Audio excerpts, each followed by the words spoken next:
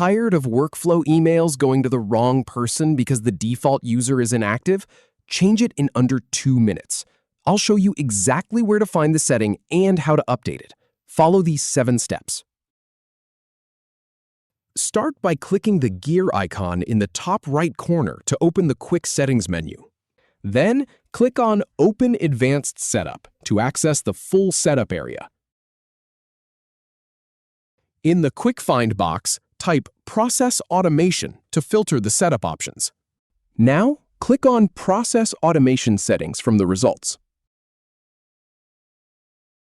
In the settings, type in the default workflow user field. For this example, we'll use a specific user.